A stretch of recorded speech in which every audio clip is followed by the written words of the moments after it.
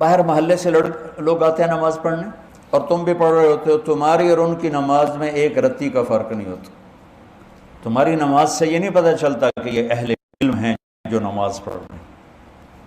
تمہاری نماز اور ایک دکاندار کی نماز ایک جیسی، باہر چائے بیچنے والے کی نماز اور تمہارے مشکات شریف پڑھنے والوں کی نماز ایک جیسی۔ اقاموا الصلاۃ جعلت قرۃ عینی فی الصلاۃ، میری آنکھوں کی ٹھنڈک نماز۔ قرۃ عینی عربی محاورہ ہے، اردو محاورہ نہیں ہے، یہ عربی محاورہ ہے، وہاں سے اردو میں آیا ہے کہ ریت کے طوفان میں جب آنکھوں میں گرم ریت پڑتی تھی اور اونٹ تو آنکھیں بند کر لیتا تھا، لیکن چلانے والا تو آنکھیں بند نہیں کر سکتا، اسے تو راستہ دیکھنا ہے، تو وہ گرم ریت اس کی آنکھوں کو جلا دیتی تھی۔ تو چلتے چلتے چلتے چلتے جب اسے کوئی اونٹ نظر آتی، کوئی پہاڑی نظر آتی، کوئی کھو نظر آتی، کوئی چٹان نظر آتی، وہ اونٹنوں کو بٹھا کے بھاگ کے اس کے نیچے چھپتا اور جلدی سے مشکیزہ نکال کے پانی لے کر اپنی آنکھوں میں ڈالتا، اور تھوڑی سی جب ٹھنڈک ہوتی تو کہتا شکر ہے آنکھیں ٹھنڈی ہو گئیں۔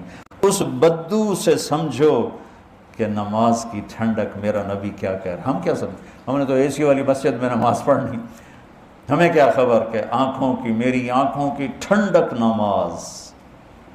ہمارا تو ٹھا ٹھا ٹھا ٹھا ٹھا چل رہے ہوتے۔ اقام الصلاۃ، نماز۔ ارحنا بہا یا بلال، بلال مجھے راحت پہنچا، اذان دے، نماز پڑھیں، راحت پہنچا۔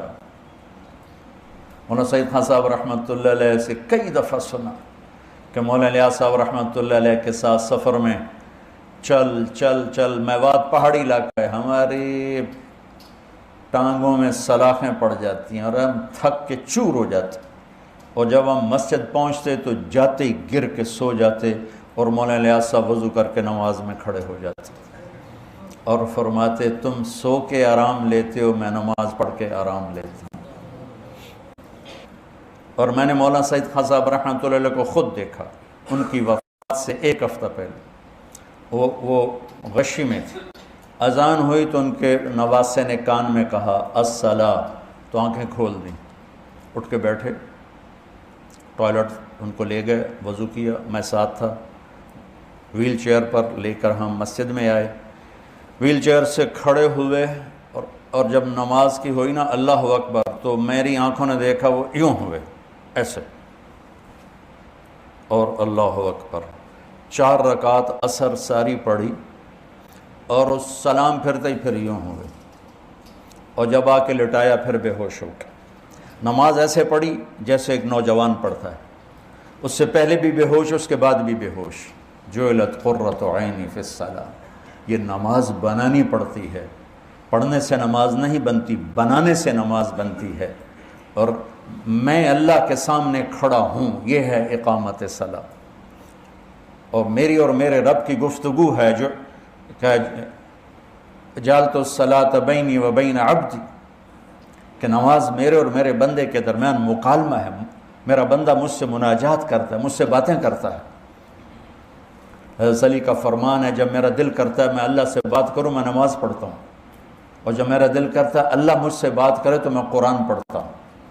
تو شکر ہے ہم نمازی ہیں، یہ بھی بہت بڑی دولت ہے، لیکن اللہ علم والوں میں کیا دیکھنا چاہتا ہے اور امت میں کیا دیکھنا چاہتا ہے کہ نماز ان کی آنکھوں کی ٹھنڈک اور دل کا سکون، سکھ اور چین بن جائے، نماز پڑھ کے ہلکے پھلکے ہو جائیں۔